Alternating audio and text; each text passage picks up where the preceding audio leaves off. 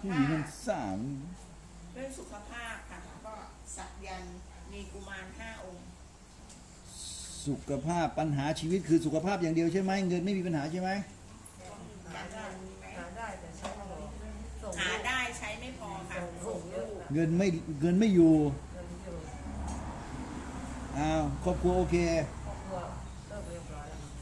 ครอบครัวไม่อยู่แล้ว ครอบครัวเริ่มไม่อยู่แล้ว อย่าล้าง อย่าล้างกันแล้วค่ะ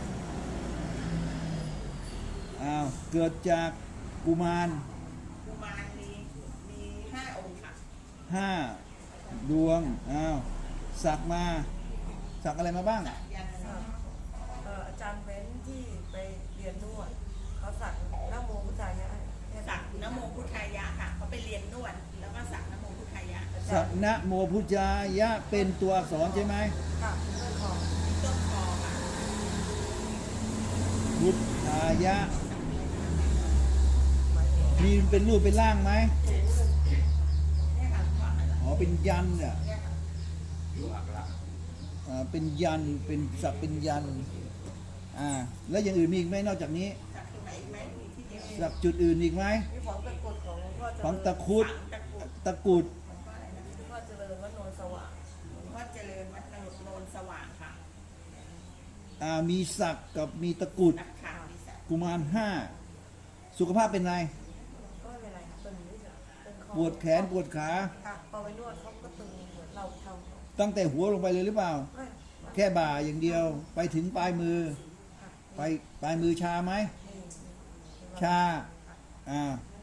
คือปวดบ่าไปถึงมือ ขามีปัญหา ค่ะหลวงพ่อ ฮะ เป็นหมอนวดค่ะ แล้วขาเธอมีปัญหาเปล่า มีปัญหาตะโพก พวกกับคนนี้ชื่อแค่เนี้ย สะบักตะโพกทางหลังใช่ไหม เราข้างหลังว่าเป็นแค่นี้ เป็นว่าสองบ่าหนึ่งแขน หนึ่งบ่าหนึ่งขาหนึ่งสะโพก ขาหนึ่งข้าง ข้างซ้ายไม่เป็นไรข้างขวา เป็นข้างเดียวกันหมดเลยค่ะ คือเราใช้งาน อ๋อค่ะ เนื่องจากเป็นหมอนวด ค่ะ เลยไปสักมา มีกุมารอีกห้า มีตะกรุดอีกหนึ่ง ทำให้สุขภาพไม่ดีเลย เงินก็ไม่ค่อยอยู่ ครอบครัวก็แตกแยก ท่านเทวดาเกิดจากอะไร ท่านเอ๋ยถามหน่อยนะ มีตะกรุดอะไรกันครา ตะปุกฝังไว้ใต้ท้องแขน การเรานวดเราก็เลยกลัวว่าของอะไรคงจะเป็นตามที่สองภาษา ก็เป็นอะไร เป็นทองคำหรือเป็น ทอง เป็นทองเหรอ ตะกรุดทองคำฝังใต้ท้องแขน ค่ะเราก็เจริญ เขาบอก32 ภาษา มา ค่ะ พูดอย่างนั้นเราก็ใส่ พระ พระค่ะ จากมาตะกรุด32 ภาษา ตะกรุดอยู่กับตัวเรา32 ปีแล้ว 32 ภาษาค่ะ เขาบอกอย่างนั้นเลยฟัง 32 ภาษา ภาษาเลยเหรอ ใช่ครับ โอ้โห ว่าเจริญ เอาออกได้ไหมเล่า ใส่ไปเลย เป็นพระที่ใส่ให้เธอเหรอ เขาให้คารวะใส่แต่ว่า เข้าใจแต่ว่า ท่านเป็นคนแบบว่าอยู่วงการ วงการ ว่ากับวัดนนท์เขาบอกอันนี้อุดร เขา มา บอกว่าอยู่ที่อุดรค่ะดังมาก อยู่วัดโนนสว่าง ไม่ได้พูดชื่อเดี๋ยวยินตายหาเป็นว่าพระเขาใส่ไปให้ เป็น32 ภาษา เพื่อให้เรานี่มี ก็เหมือนกัน เมตตามหานิยม การ มีพลัง เหมือนเราไปนวดเขากันไว้ไม่ให้ กันไม่ให้ของเข้าเวลา การของเข้า32 ประเทศ ภาษาตามนี้ท่านเทวดาตกลงตะกรุดใช้ได้ไหม ไม่ควรเลยท่านเอ๋ย ไม่ควรเลยนั่นแหละนะ เอามาอยู่ในเนื้อตัวค่ะ วันหน้าหนาจะกลายเป็นสิ่งร้ายเอ๋ย ตะกรุดฝังตะกรุดทองคำนี่ใช่ไหม สุดแล้วแต่มนุษย์นะท่าน ข้าบอกนั้นแล้วล่ะนะ ไม่เอาออกก็แล้วแต่ครา แล้วแต่หนาตัวใครตัวมันเอ่ย แต่บอกได้เลยแหละท่านเอ๋ย ว่าไม่ดีเลยนั่นแหละนะ ไม่ควรอย่างยิ่งแหละครา สุดแล้วแต่มนุษย์เอ่ยชีวิตใครชีวิตมัน นี่คืออะไรนะ แล้วถามว่าถ้าเขาจะเอาออกมันจะ ไม่ เอา รู้ อ จะ อก ออกไงหรอก ไปหาหมอที่โรงพยาบาลกรีดออกมาก็ได้นะนี่ ได้ไหมท่านเทวดา มันน่าจะมีทางแหละท่าน หากเขานั้นคิดจะเอาออกนะ ถ้าไม่ยุ่งดีกว่าค่ะ อย่าไป บอ ยุ่ ก ง แล้วไปหนาสุดแล้วแต่เธอเอาเข้าได้ เธอต้องเอาออกได้ ถ้าเธอต้องใจ ถ้าเธอตั้งใจจริง ธอก็ไปควานหาวิธีเอาออก ถ้าอยากจะเอาออกอะก็ตัดสินใจเองว่าจะเอาออกยังไง เธอก็ยังไม่ได้มั่นใจว่าจะออกดีไม่ดีใช่ไหมแล้วแต่เธอจบไปเรื่องนี้ไม่ต้องยุ่งเป็นว่ากุมาร5 ดวงเธออยากให้เขาไปเกิดหรือเปล่าดูเรื่องยันก่อนนะท่านหากเขานั้นทิ้งไว้เช่นนี้หนอหากเขานั้นไม่รักษาศีลพอไม่สวดมนต์ภาวนาก็จะเดือดร้อนอีกนั่นแหละหาทางแก้ไม่ได้อีกนั่นสักยันต์ก็เป็นปัญหาเพราะเป็นของสูงมากใช่แล้วเมื่อเราใช้ไม่เป็นจะกลายเป็นของให้โทษเลยใช่แล้วนั่นแหละนะทีนี้จะทำไงล่ะก็รักษาศีลไงล่ะท่านบวชมนต์เลยนั่นแหละหนอทำไปจนตายนั่นแหละพอเป็นคนดีหนอในคุณธรรมในเมื่อเอาของสูงมาก็ถือว่าจะต้องเป็นผู้ถ้าออกได้ข้าก็บอกแล้วสิท่านเหมือนตะกรุดนั่นไงท่านหากเอาออกได้เลยก็เอาออกแต่สักในเนื้อแล้วสิท่านจะกรีดเนื้อกันหรือกระไรกรีดเนื้อคงเป็นไปไม่ได้เป็นว่าเรื่องสักก็มีแต่การรักษาศีลทำคุณงามความดีตลอดชีวิตใช่แล้วท่านตอนนี้เอายังไงกุมารเล่าท่านจะให้เด็กกุมารไปเกิดหรือเปล่าให้เกิด5 ดวง5 ดวง50ไงเล่าพวกที่รับกุมารทั้งหลายจำไว้เลยคุณถ้าจะเอาออกคุณต้องเตรียมองค์ละอย่างดวงละอย่างละ10 วันอย่างต่ำทำทีละองค์ได้ไหมคะว่ามาเขาจะบอกว่าทำทีละองค์ได้ไหมทีละ1 องค์ทีละ10ทีละ1ทีละ1ไม่มีความรู้เรื่องนี้ทีละ10 วันนะคะหลวงพ่อเขาจะทำทีละองค์ทำทีละดวงวิญญาณท่านสุดแล้วแต่มนุษย์เฉลยเลยแล้วแหละนะหากทำไม่ครบพระชีวิตหนาก็ติดขัดอีกนั่นแหละเรียกว่าเจอกำแพง3 ด่านเพราะนั้น5 ดวงแรกวิญญาณจัดการได้รีบจัดการเลยเธอมีความสามารถที่จะทำได้ทีละดวงใช่ไหมเธอจะทำต่อเนื่องขนาดไหนยังไงทำแล้วเว้นวรรคหรือยังไงเว้นไปบ้างให้หลวงพ่อไปตั้งหลักตรงนี้เสร็จแล้วก็มาไม่หมายถึงว่าทำนี่สมมติว่าทำ10 วันแล้วได้หยุดอีกกี่วันแล้วก็จะมาทำต่ออีกทีนึงเดือนละค่ะเดือนละ10 วัน5 เดือนไปเดือนละ1 ดวงสุดแล้วแต่ท่านข้าเลยเฉลยอย่างนี้หนอสุดแล้วแต่นั่นแหละพอมาทำหนอก็บอกเช่นนี้ตามนี้แล้วแต่เธอแหละแต่ว่าถ้าเธอตั้งใจทำก็อธิษฐานเอาแล้วกันนะอย่าไปผิดสัญญาว่าจะทำแล้วไม่ทำอย่างนี้ก็ถือว่าโกหกกันแต่ถ้าจะทำก็พร้อมกับความสามารถของตัวเองก็ทำให้แต่ว่า5 เดือนเดือนละคนเริ่มตั้งแต่เดือนไหนเริ่มเมษาเลยหลวงพ่อก็ไม่เป็นไรเรื่องของเขาเขาทำให้แต่ว่าเรื่องการเวลาก็จะต้องเป็นไปตามโอกาสความสามารถของคนที่เขาอยากจะเอาออกนั่นแหละสุดแล้วแต่ท่านพบกุมารเลยนั่นแหละนะข้าโดนตาก็จับฉลาดไปขอชื่อหน่อยค่ะชื่อเลยชื่อเขาไม่มีอะไรเขามี1 2 3ถึง5นั่นแหละหลวงตาชื่อ1น้อง1น้อง2น้อง3น้อง4น้อง5อันนี้ก็ทำให้คนที่1ก่อนเลยหรือไงหรือยุติธรรมไหมหรือยังไงก็แล้วแต่หลวงตาแต่ถ้าบอกว่าให้1ก่อนคนอื่นก็ไม่พอใจอีกค่ะหลวงตามันไม่พอใจไม่ยุติธรรมอันนี้เอาดวงใครดีกว่า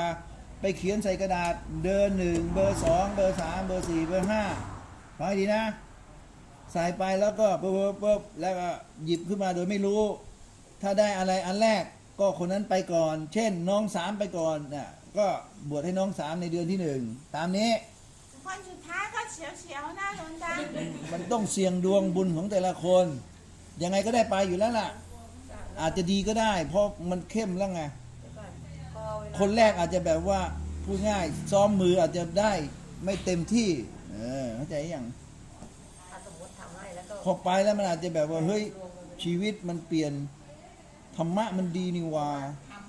มันเป็นความสุขซึ่งอาจจะ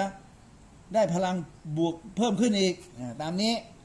อย่าเพิ่ง ว่าจะไม่ใช่อย่างนั้นนะสิหลวงตา มันจะขี้เกียจใช่ไหม ได้หลวงตาจะหนีใช่ไหม ไม่ขี้เกียจเราเนี่ยอย่าไปมองโลกในแง่ร้ายก่อน เรื่องมันยังมาไม่ถึง เราอาจจะได้เป็นคนที่หนึ่งก็ได้เราไปคิดอะไร ถ้าสมมติว่า ชีวิตต้องเสี่ยงเข้าใจเปล่าลอตเตอรี่รางวัลที่หนึ่งก็มีแค่คนไม่กี่คนเอง ไม่ใช่ถูกกันทั้งประเทศ คนไม่ถูกก็จะต้องถือว่าเรายังไม่มีบุญ แต่อนาคตก็ไม่แน่ตามนี้จบอย่าไปคิดมากเลยมันไม่มีการตอบได้คิดมากปวดหัว เอาสิ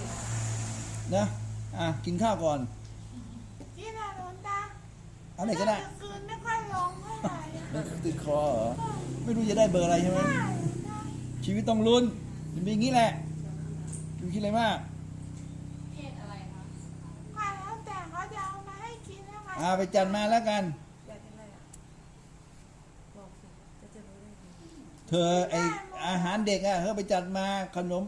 ไอเขาเรียกว่าแฮมเบอร์เกอร์อะไรพวกเนี้ย แล้วได้กินบ้างไหมวางๆไว้ คน บ้า ที่ งไม่กินบ้าง คนที่1 ถึง 5นี่ผู้หญิงผู้ชายคะ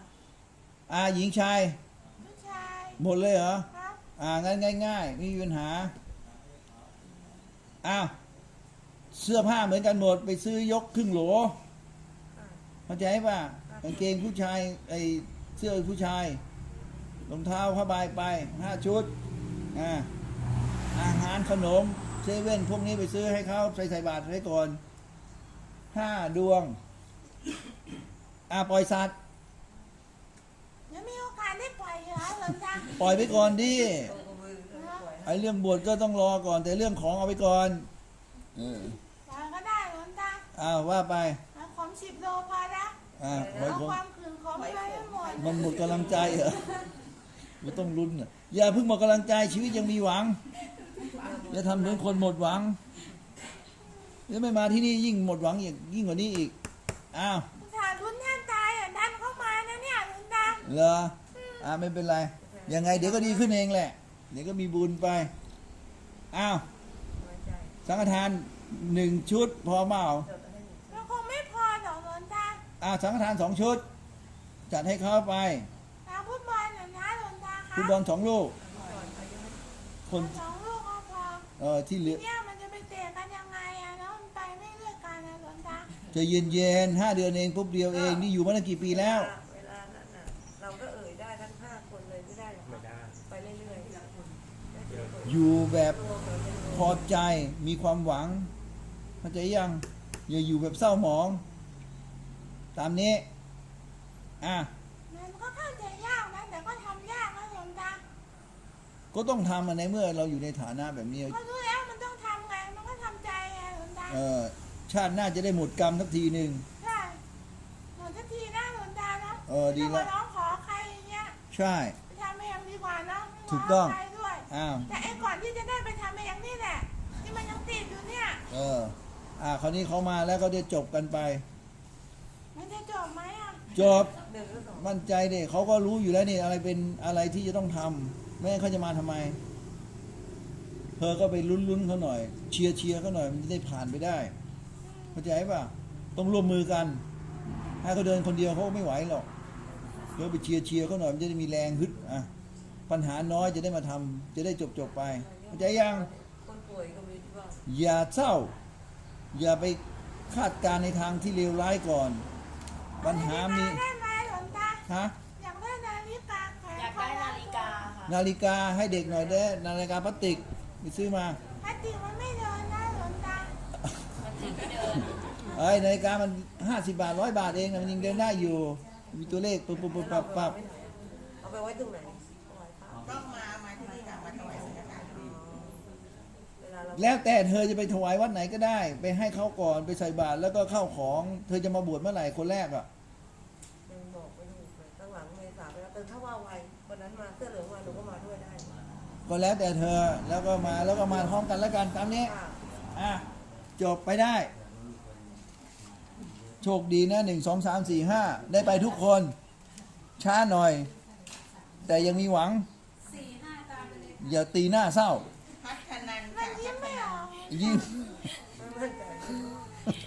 อย่าตีหน้าเศร้าโลกมันยังไม่ได้เป็นยังไม่หมดความหวัง เนาะ ชีวิตต้องอยู่กับความหวังดิเข้าใจยัง เอา ชคดีได้ไปแล้วมาที่นี่เดี๋ยวบุญมีเอง ครับ โชคดีบ๊ายบาย ครับหลวงตา จ้าสี่ ครับ โชคดี